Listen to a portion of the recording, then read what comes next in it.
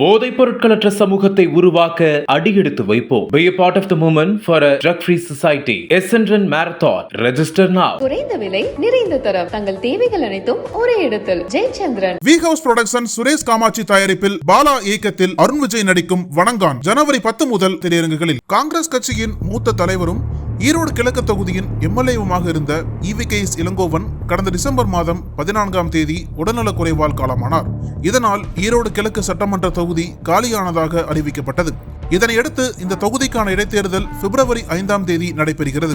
இதில் பதிவாகும் வாக்குகள் பிப்ரவரி 8ஆம் தேதி எண்ணப்பட்டு முடிவுகள் அறிவிக்கப்பட இருக்கிறது. இந்த இடைத்தேர்தலுக்கான வேட்புமனு தாக்கல் கடந்த வெள்ளிக்கிழமையன்று தொடங்கியுள்ளது. வரும் 17ஆம் தேதியோடு வேட்புமனு தாக்கல் நிறைவு பெறுகிறது. வேட்புமனுக்கள் மீதான பரிசீலனை 18ஆம் தேதி நடைபெறும்.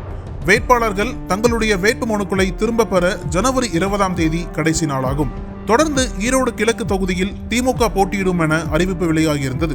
இந்நிலையில் திமுக தலைமை ஈரோடு கிழக்கு இடைத்தேர்தலில் திமுக சார்பில் VC சந்திரகுமார் போட்டியிடுவார் என அறிவிப்பு வெளியிட்டுள்ளது. திமுக கொள்கை பரப்பு இணைச் செயலாளராக உள்ள சந்திரகுமார் ஈரோடு கிழக்கு இடைத்தேர்தலில் திமுக சார்பில் போட்டியிட இருக்கிறார்.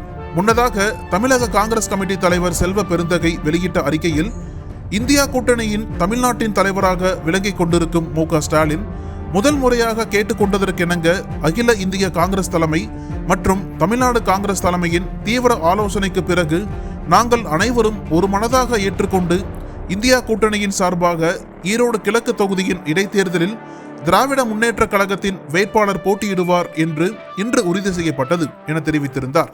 இந்நிலையில் ஈரோடு கிழக்கில் காங்கிரஸ் நிர்வாகி ஒருவர் திமுகவிற்கு தொகுதி ஒதுக்கப்பட்டதற்கு எதிர்ப்பு தெரிவித்துள்ளார். கோவிந்தா கோவிந்தா என முழக்கமிட்டு ஈரோடு மாவட்ட சிறுபான்மை பிரிவு துணைத் தலைவர் பாட்ஷா தன்னுடைய அதிருப்தியை தெரிவித்துள்ளார்.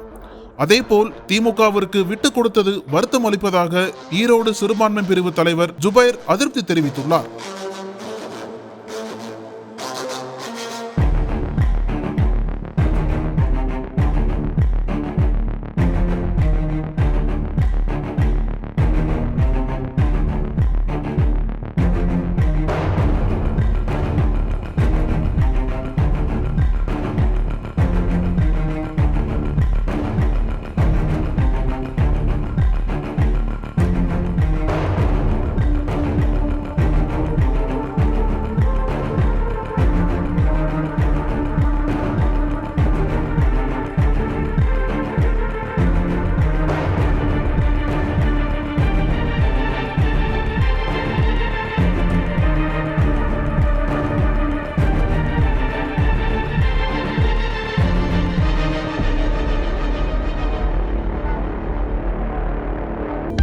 அனல் பறக்கும் செய்திகளை அப்டேட் செய்து கொள்ள நக்கீரன் களத்தை இப்பவே சப்ஸ்கிரைப் பண்ணுங்க.